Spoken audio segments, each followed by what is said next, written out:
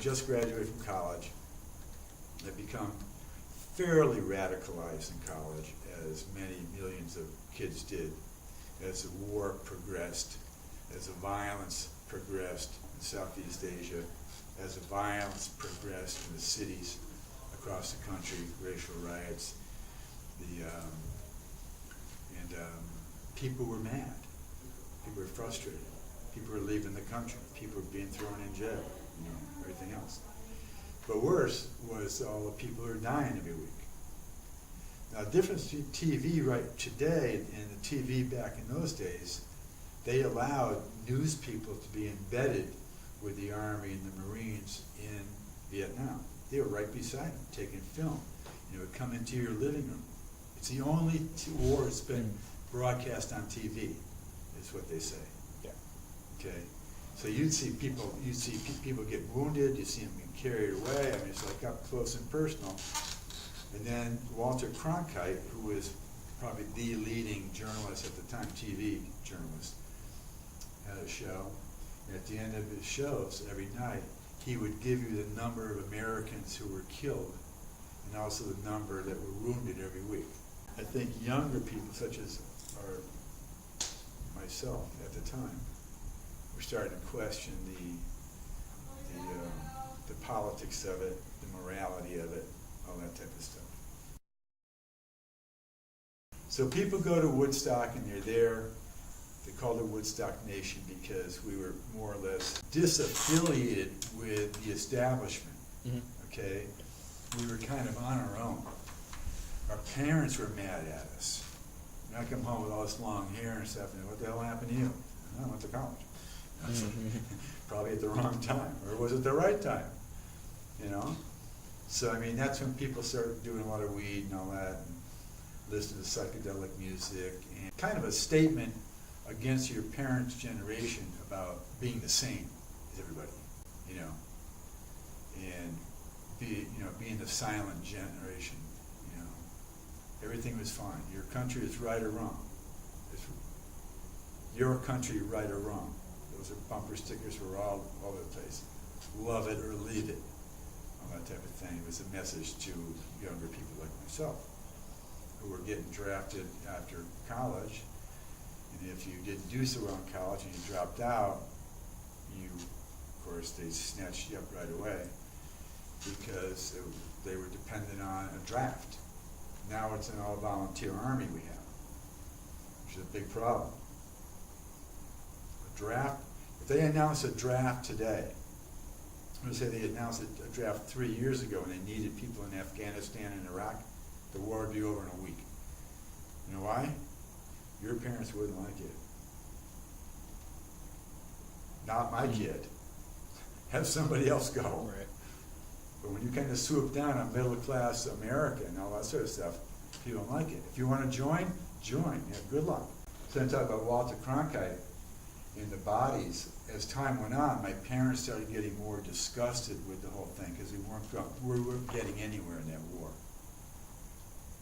We were dropping hundreds and thousands of tons on these little Vietnamese dudes who were wearing black pajamas and wearing ripped up tires for shoes. And here we are from 50,000 feet dropping 1,000-pound bombs, So technologically we were so advanced, but they were so determined in their slow but determined way, And that's the only war America has lost. In Vietnam, you can see the war every night. And you get the statistics every Friday, how many died, how many were wounded. Mm. And after a while, people just got fed up with it. The anti-war movement started to really get larger and larger and larger. There were protests in every city almost every day, somewhere. Always in the news every night. So everybody was aware of it. The police were not your friend back then at all, especially if you had long hair and stuff like that. You got hassled all the time. Mm-hmm. And you might ask, well, why is that? Here we were, privileged college kids, okay, able to go away to school, getting educated, and you have blue-collar, lower-class people trying to keep law and order. and they're pissed. It's the only chance they can have to club a little long-haired college guy. They're going to do it.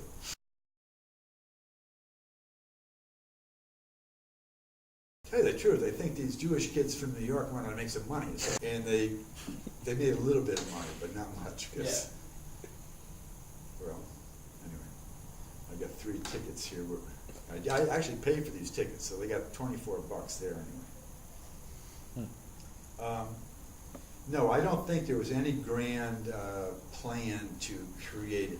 I think it was a very spontaneous thing that happened for a myriad of reasons. For politics, for youth feeling alienated from their parents' generation, and you went to be together. You were smoking pot, you were having sex, you were doing all the things that your parents would absolutely freak out about. You know, it's just kind of a statement, like, you know, things are changing here, you know. We can't progress anymore the way the older generation wants to do things. You just can't bomb the crap out of like millions of defenseless people. You know, you just can't do that. You can't have that attitude anymore.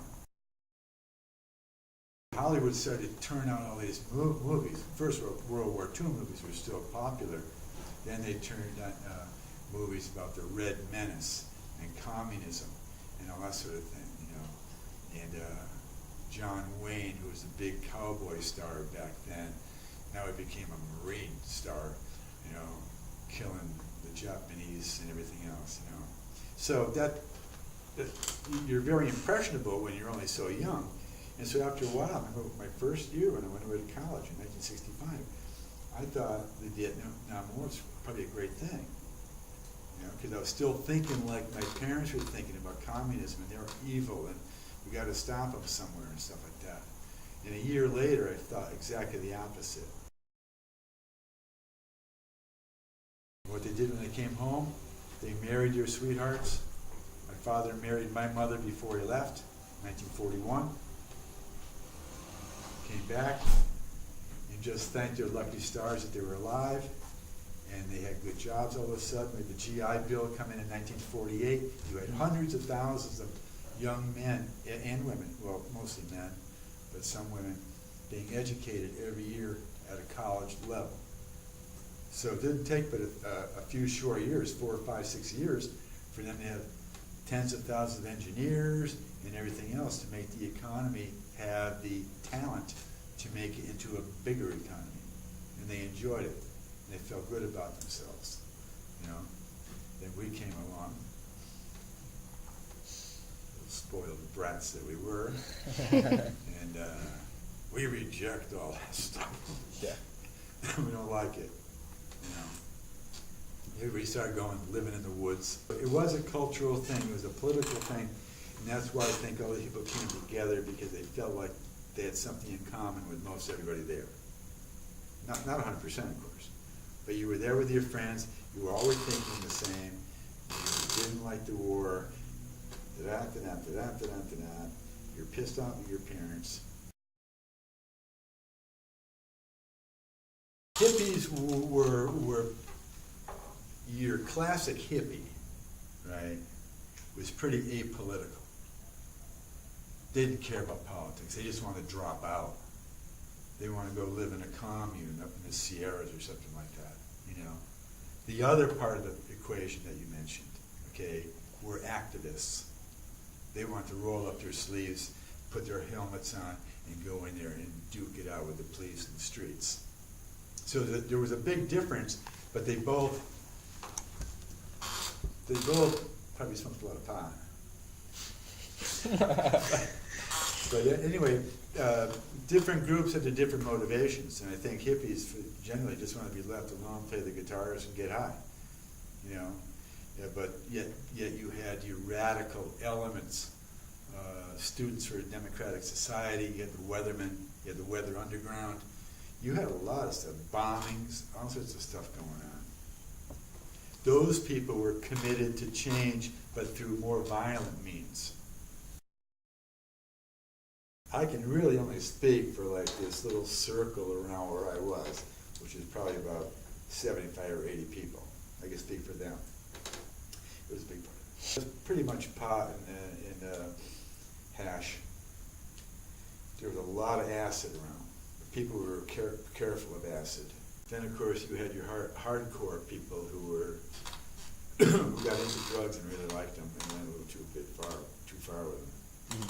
They were probably natural-born addicts anyway. So, I would say that drugs were definitely a part of the counterculture, and they certainly manifested themselves at Woodstock. Thank you. But not in a bad way that manifested itself in any kind of way you could see that was like causing problems. Right. Except for this one naked dude.